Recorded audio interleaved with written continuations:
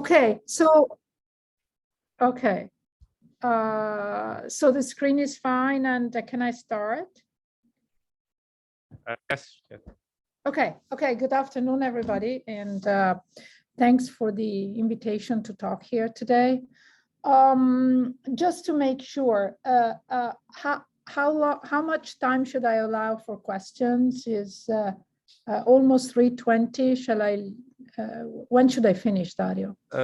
Indicatively, it should be like 40 for the talk and 10 for the questions, but okay. we can have some flexibility. Okay. So you know, fortunately, I cannot really see who is in the audience, but I have given this talk or a version of this talk in many meetings this summer. So depending on who's on the in the audience, you know, for some of you it may be a repetition, and I apologize for that. But I will also do my best to present the very latest result at the end of my talk.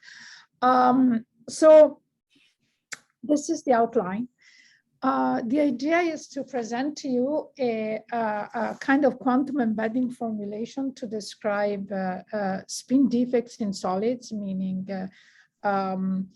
system that have localized states that are embedded in a larger host. That we have used both for calculation on classical computer and also for calculation on quantum computers. And I must say that this very development of the quantum embedding has been the basis for us to think about quantum simulation on quantum computing. And then I'll tell you about effects of the noise and error mitigation techniques. These are the papers that I will be mainly referring to, and I would like from the start to mention the student who's now at Google, who started all this, Ma He, who was a grad student in my group, Ben Chen Huang, who's still a grad student, and then Nan, also grad student, working closely with Christian Forwerk, who's a postdoc, former student of Claudia Draxel in Berlin, and also scientist at Argonne, Marco Govoni. Eugene and is another student of mine. I will mention his work, and Sija was a postdoc, and she's now a professor at Northeastern. Okay, so let me start by putting the idea of quantum embedding in the context of quite a general question, which is, can we predict solid state and molecular system to realize spin qubit for quantum technologies? And the quantum technologies can be quantum sensing, and they can also be quantum computing. Although, you know, most of the physics, you know, application that we have done and we have worked on for qubits are in the quantum sensing area, but this is a general idea of can we come up with a prediction of good two-level systems. This is one of the most famous ones in the solid state is a nitrogen vacancy in diamond. So can we come up with two-level systems? And these are the two-level system here separated by this arrow that we can optically address. And we can have optical transition from a ground to an excited state, followed by spin selective decays between states of different spin multiplicity. So basically it's a electronic structure problem where you also have states that are highly correlated, and you need to compute quite a bunch of properties. And this electronic structure problem can actually be solved, at least for some cases, by defining an effective Hamiltonian, and then you can also run on a quantum computer. And I'll get there. So what are the multiple properties of spin defects that you should know how to compute if you want to solve this kind of problem? Well, first of all, this is done for, it's an example for a double vacancy in silicon carbide, but it doesn't matter really, the system. First of all, you have a defect like two missing atoms in a silicon carbide with the spin properties that you think are right. And the very first thing you do is you compute the electronic structure with what I call low-level theory, like density functional theory or GW. And, you know, sometimes you do know what the structure of the defect is because it has been characterized, but sometimes actually you don't. And one important problem that we have been trying to tackle, I won't talk about this today, is how do these defects form? And can we characterize the free energies of these defects so as, for example, to identify paths that can be locked and lead us to the discovery of new defects? And we have done this by coupling DFT with advanced sampling methods. Anyway, you start from DFT or GW, but then there are defects for which these mean field theories or many body perturbation theory like GW are not enough, because you have many body states and you need really to understand correlated neutral excitation. And this is where quantum embedding comes in.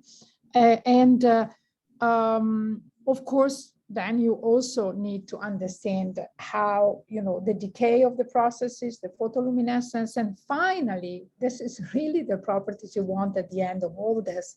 You want to understand coherence property of your system, qubit coherence, and I'll mention this at the end.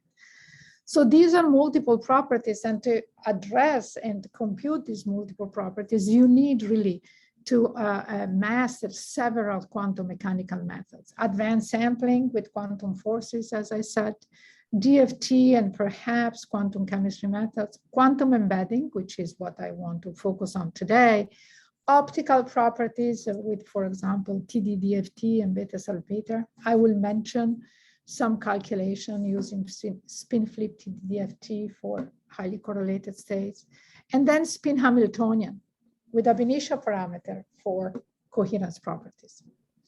Okay, so from now on, I will focus on quantum embedding. I will explain to you what quantum embedding is in our formulation. Of course, there are many quantum embeddings, and how we use this to do calculation on quantum computers.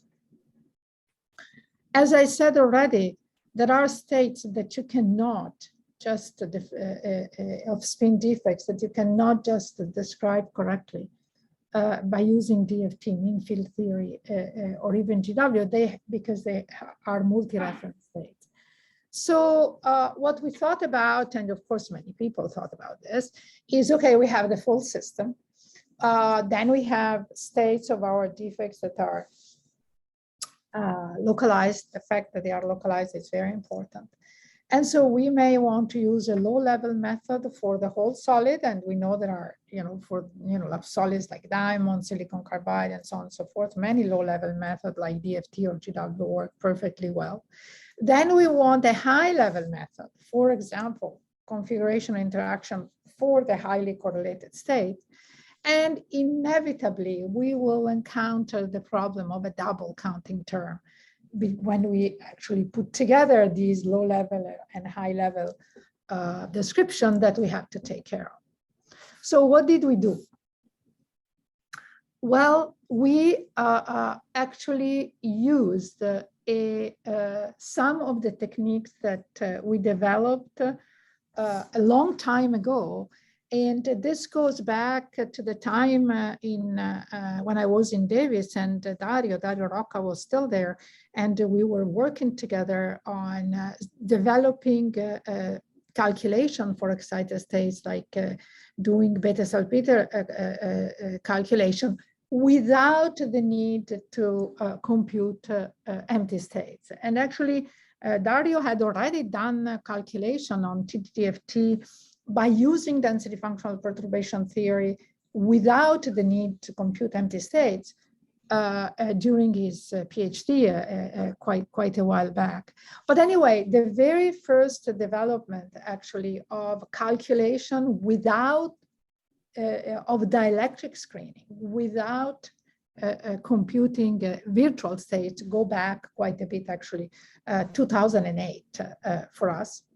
So because we can compute this dielectric screening of the host, now not only in the random phase approximation, but also beyond with hybrid functional, we could actually understand how to define an embedding potential of the defects and to define an effective Hamiltonian.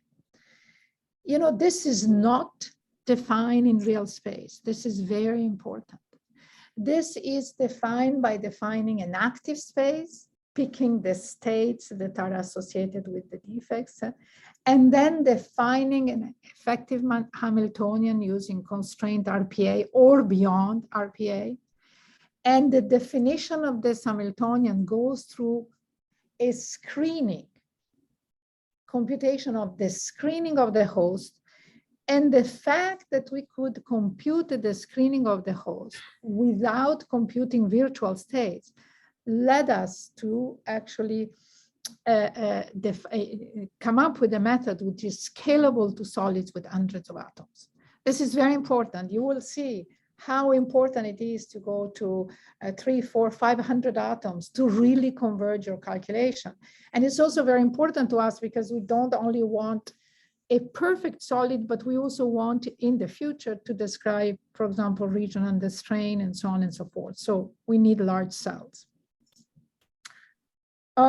In the first inception of our embedding, where again, I'll summarize in a minute. We do a calculation for a solid, then we define an effective Hamiltonian, and then we diagonalize it. In our first inception, we were starting from the calculation of the host done at the DFT level. However, we realized that this is a little bit technical, and we realized in this paper here that was published a couple of months ago, that to be able to actually compute a double counting term. What do I mean by double counting term? A term which is there both in the low level description of the host and in the high level description of the active space. In order to really define a correct expression using a diagrammatic expansion, you had to go to a G0, W0 formulation for the low level.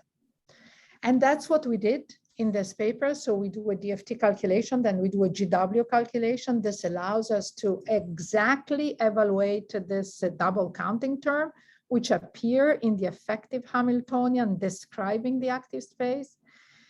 And as we were expecting, because now we have a really good expression, exact expression of the double counting term, we have a very, very weak dependence of the starting point of our results. This is very important. Okay, so what do? We do a calculation, DFT calculation to start with of the whole system. For example, using Quantum Espresso, you can use your favorite code. Then we select an active space. And by selecting an active space, we define which orbitals are localized with a very simple localization function. Then we define this Hamiltonian here, where there is a kinetic energy term from which we remove a double counting and an effective potential term in second quantization. And to do this, we need to do the GW calculation for the screening, and we do this for the West code that we have been developing in my group for a while.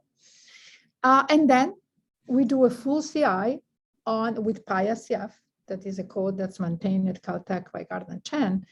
First, to have reference result on a classical computer. So let me show you some of our reference results. And then, because we have a second quantized Hamiltonian that is suitable to do calculation on quantum computers, we'll also do calculation on quantum computers. Okay. One thing that I want to mention, because I know that there is an interest in this workshop, also on machine learning, is the following, which is another aspect that we are working on. And the aspect is the following. So we have the screening, which we compute efficiently because we don't need to compute a lot of virtual states. However, it's still quite a demanding calculation. So the question is, first of all, how accurate does the screening, which we use to define H effective, need to be? And also, if we want to do this calculation for multiple configurations, Do we really need to recompute it every time? Can we learn a model using, regression or even, neural networks or more refined machine learning methods? Can we learn a model from some of the configuration and carry on?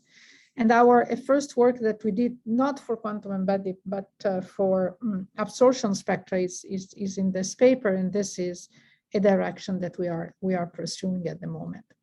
But let's go back to quantum embedding for a minute. Okay, so we have this calculation, series of calculation. We just released a version of the West Code where there are tutorials for these calculations, and there are also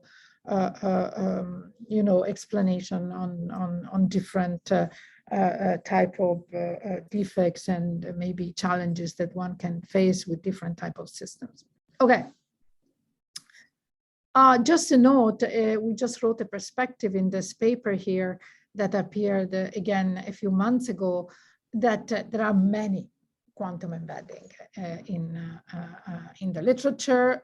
What we call QDT, quantum defect embedding, is part of so-called Green's function. And in this perspective, we discuss the relationship of QDT with the quantum embedding developed by Dominika Skid at the University of Michigan, and also some connection to dynamical mini-field theory. And now we are working with my colleague, Laura Gagliardi, here in Chicago, to compare results for quantum embedding and density metrics, a totally different formulation based on the density metrics of embedding. Okay, so results. So this is the NV minus in diamond. So let me tell you what these pictures are. We present here two calculations starting from two different functionals. One is semi-local PBE, the other is hybrid called DDH. First of all, we identify, figures on the left, the orbitals that we want to put in our active space by using this localization function.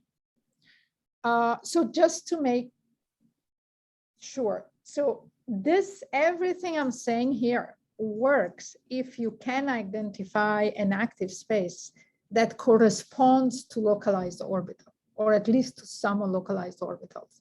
If you have totally, extended state everywhere, of course, even the concept is not, doesn't work. So these are just states that we have been identifying with this localization function. This is the energy compared to the valence band maximum. And then with this active space, we have done a convergence study of the energy of the states. These are multi-reference states computing with the effective Hamiltonian. These are these states here, multi-reference, right? That we want to compute with, we computed with full CI. We did a convergence study as a function of the threshold that we use to define our localization. So you see some states converge very quickly. Some states take quite some time. So you need 500 atom cells. So being able to do really big calculation is really very important. And this is these are the results. The uppermost row is experimental results. Our is QDT. And then there are some GWBSC results that, of course, for this singlet state don't do that well because of lack of correlation. And then there are some quantum chemistry results on a cluster. So, of course, if you show this to a quantum chemist, maybe they are not super happy because, it's far from perfect. But to us, it starts being pretty good because, this is really the best that can be done today with converged results, and pretty good because we have the physics of these states, right? And these are states that are very important in an optical cycle that is used for this NV minus. So this is good. Now, let's go to another defect. this is a neutral defect. And this is a defect that you may think is a defect that should be even, not at least not more difficult than the MV minus, but in fact it is. We do the same thing. We define the active space with the localization function. And we compute a number of highly correlated states. And so there are, for some of the states, we have quite a bit of agreement between different methods, especially for the triplet here. Although, if you look at this triplet, first of all, total disagreement with experiment. And really, we don't know why. It's a 1 EV, these results are in EV. This is not a small disagreement. There is also another disagreement between density functional, density matrix embedding. The last two results, they are on clusters. So, you can say, what's the difference of the cluster? So there is that. And our quantum embedding here, we don't have experiment to compare with. And this results here is the results that has motivated our collaboration with Laura Gagliardi to try and understand what's going on there. Why there is this disagreement? Is it a cluster description? Is it a basis set problem? Is it a problem that we are missing something in QDT or the MET? We don't know. So we are exploring that. But this disagreement for this state, nobody understands. So of course, when you see these kind of things, so the very first thing that you think is that there is a problem, and actually many people pointed this out to us, that there is a problem in geometrical relaxation. Lots of energy, 1 eV for geometrical relaxation, but you may ask the question. So what I'm saying is that here we are working at fixed geometries of the defects. Do we have relaxation in the excited states that are actually measured in these experiments? So to address this problem, first of all, we went back to the NV minus, where there are very robust experimental data. And we could not yet address this problem of the geometry with the QDT. And we developed TDDFT and looked at TDDFT calculation, both spin conserving and spin flip excitation, where we computed all analytical forces in plane wave in a condensed phase. This is based, so the very, people have computed those forces, certainly for molecules before. And for example, there have been some of these calculations done in CP2K. They have never been computed with the completely plane wave calculation, and also with the convergence, full convergence of the calculation. And we have done so, and we have looked at the absorption spectra. So the paper is now under review. So first of all, question is, if I do spin flip TDDFT, do I get really excitations that are consistent with QDAT? Because here, by definition, I have only single excitation. And the answer is, well, I have a qualitative agreement, and actually almost quantitative at fixed atomic position with QDAT. And also, if I perturbatively add double excitation, basically I recover QDAT. So this is not to say that whatever defects you will do, this will be the results. But for this defect, it is. So it's a very good result that gives us confidence that we can use this at least for geometry optimization in the excited state. Again, this is geometry optimization with full force calculation in the excited states. And this is the comparison. I hope the gray shaded area comes out well.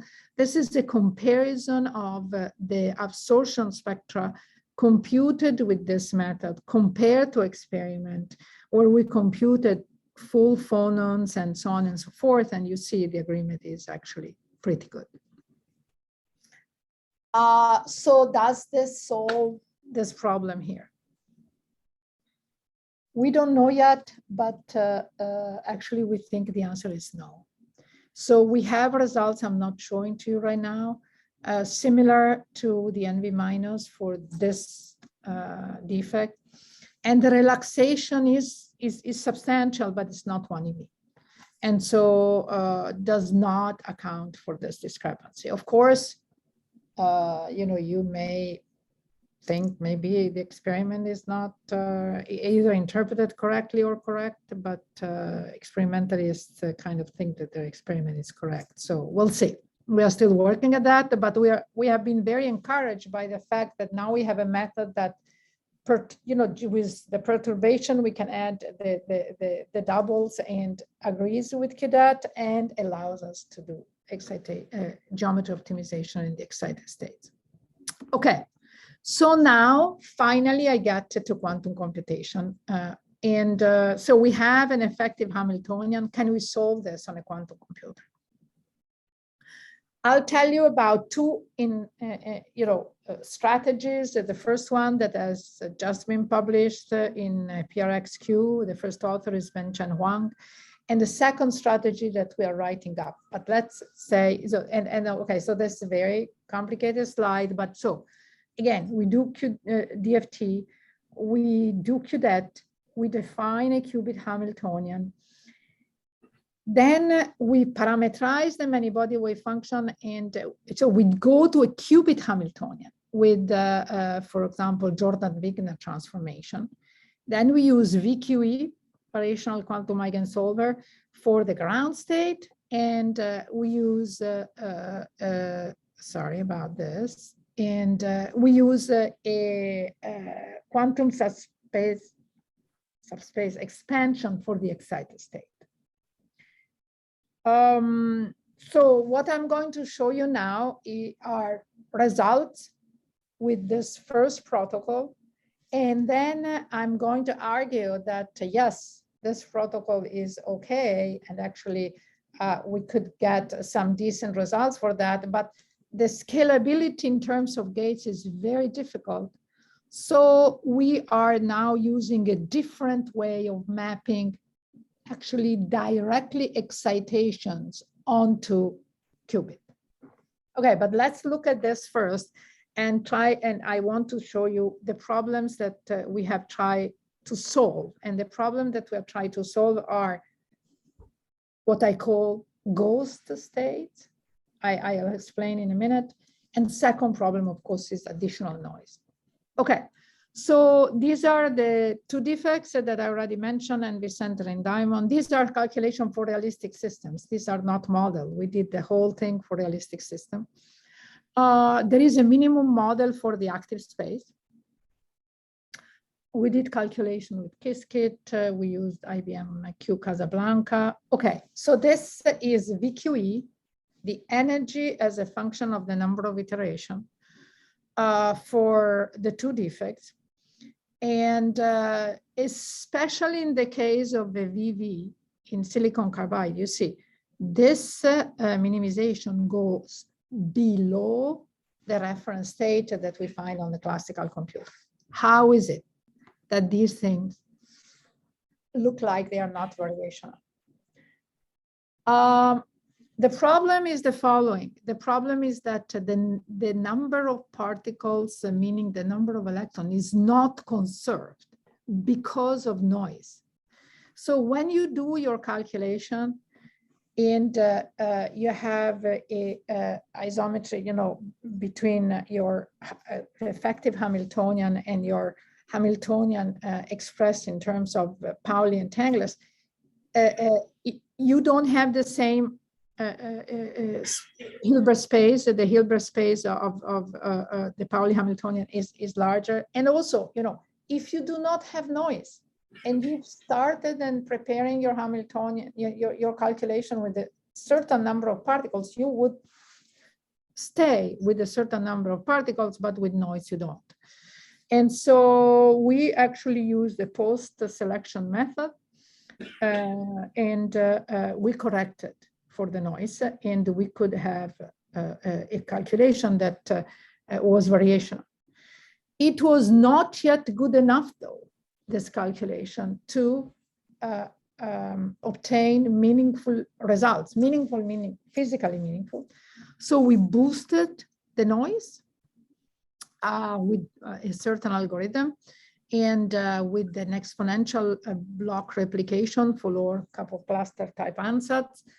I know that this doesn't explain exactly what we did, but you know, it's all written here. The idea is, okay, we boost the noise at different levels, and then we extrapolate.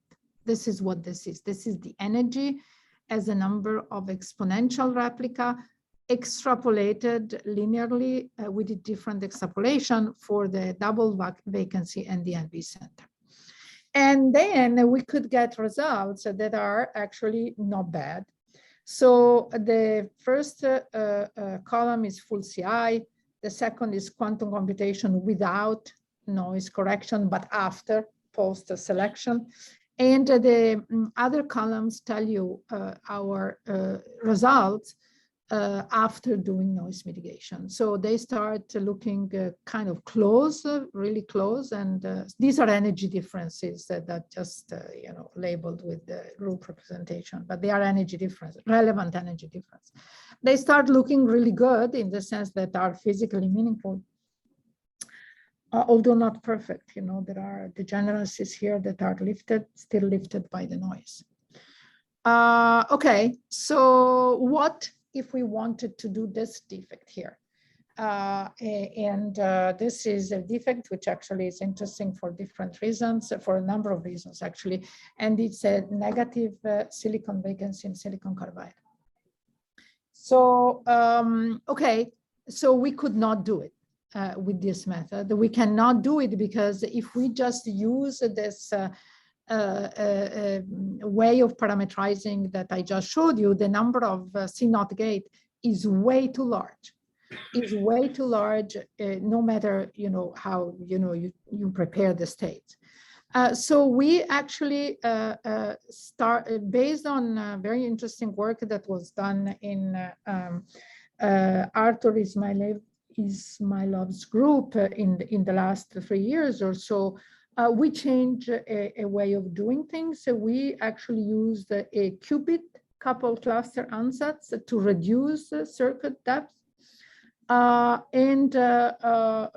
We also, you know, changed some other stuff in the way of doing and applying the transformation. And we don't use Jordan-Wigner anymore. We map directly excitation of the Slater determinal onto qubits, and the combination of what's called QE and QCC. I mean, lots of acronym here, but the way of mapping and the way of parameterizing the wave function based on Arthur's work really, first of all, allowed us to do calculation for much larger active space, and also to obtain results for these defects that were impossible before. So we are actually quite excited about that. And the noise is reasonably small. And when I say reasonably, I mean, it gives results that have physical sense, meaning they make physical sense to solve the problem. Okay, so I want to conclude to leave time for questions, and I want to mention, though, another thing, which is another part of our work. If you are interested in a system for quantum information science, either to really look at the hardware, how to build a quantum computer, not with superconducting qubit, for example, or quantum sensors. And as I said, this is mostly our activity in terms of physical problems. Once you have figured out all the electronic structure or how defects form, you have to figure out how to predict coherence properties. Can you build coherent states? Can you entangle states? How long do they stay there? Of course, you know, when you have your spin defects, there are many sources of decoherence, but one is the nuclei. One is the spin of the nucleus that actually bother very much the states at the interaction. So we have worked on this, and we have worked on deriving parameters from first principles to that goes into an effective Hamiltonian to compute coherent states. And there are several technical papers that we have written on that in the last few years. But I would like to mention these two papers. One is a review paper written during the pandemic. There are a lot of people here participating and many experimentalists, where we have explained really what we think the quantum guidelines for solid state qubits, including quantum coherence, are. And this is a paper that has been led by Shun Kanai, a collaborator in Japan, and Hideo Ono, that where we actually propose a generalized scaling of the spin qubit coherence that has been derived by doing high throughput calculation for 12,000 host materials.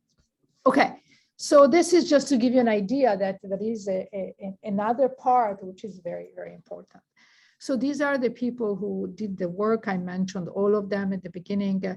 All of our work at the end of the day, not the one on quantum computer, but the one on physical system, is done in collaboration with experimentalists, in particular David Ashalom at University of Chicago and Joe Harrimans at Argonne.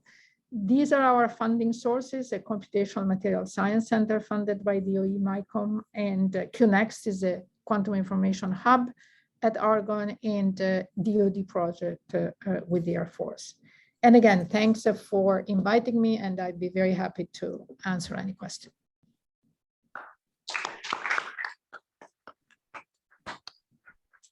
Thanks for the talk. Time for questions. Since the speaker cannot see you, maybe you should say your name. Hi, Mathieu Sonner from Montpellier City. Thank you very much for the talk. I have a really naive question about using defect in semiconductor to make two-level states. Somehow you will need a large band gap, a large semiconductor gap, and you need the two states to be in the middle of the gap. And what is the energy? I mean, what is the splitting of the energy split between the two states that you require to have an efficient qubit-like system? So first of all, this is not a naive question. This is a very important question that many people are working on. And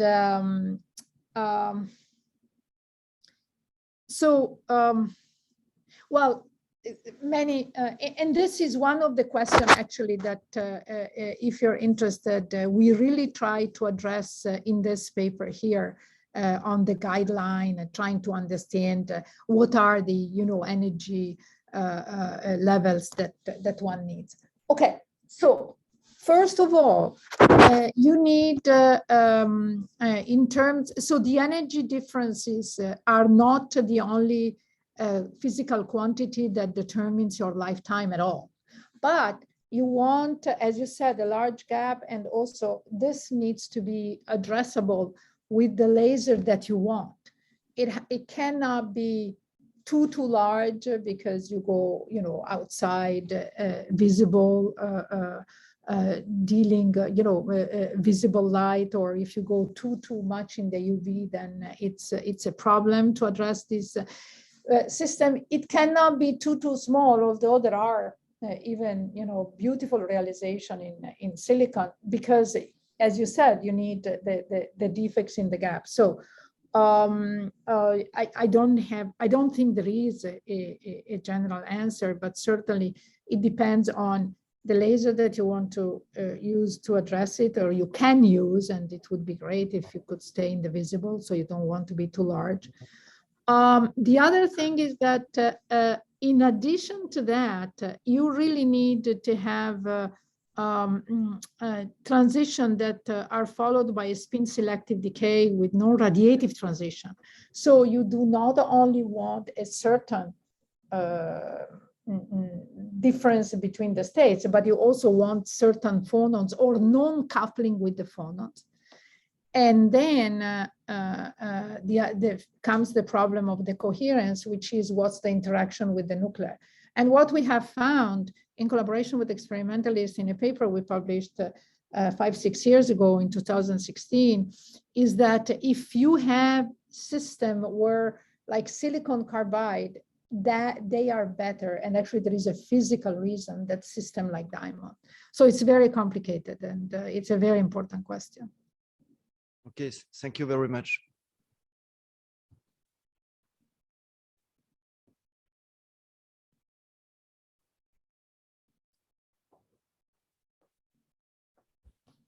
So I have a question. Of course, I will read your review paper on the comparison of different embedding models, but could you just elaborate briefly about the comparison, the MFT or SIT, and like also in terms of the range of applicability, which, and yeah. Yeah, so so I think that so there are cases where you can show on paper, and they're not very interesting actually, where the MFT reduces to 10 to QDT, but physically. So basically, QDT is appropriate to look at neutral correlated excitation, and DMFT really is for charge excitation, and this is how it has been used so far. You know, QDT can only deal with correlated neutral excitation of, for example, the defects that I showed you. Now we are trying to do nanoparticles and also molecules on surfaces embedded in a very, very large system. But if you wanted to do QDT, say for a, I don't know, anything in a metal, okay, suppose that you have some defects localized in a metal where you have a metallic screening, or where you need tons of K points, forget it, you cannot do it. And you could do this with the DMFT.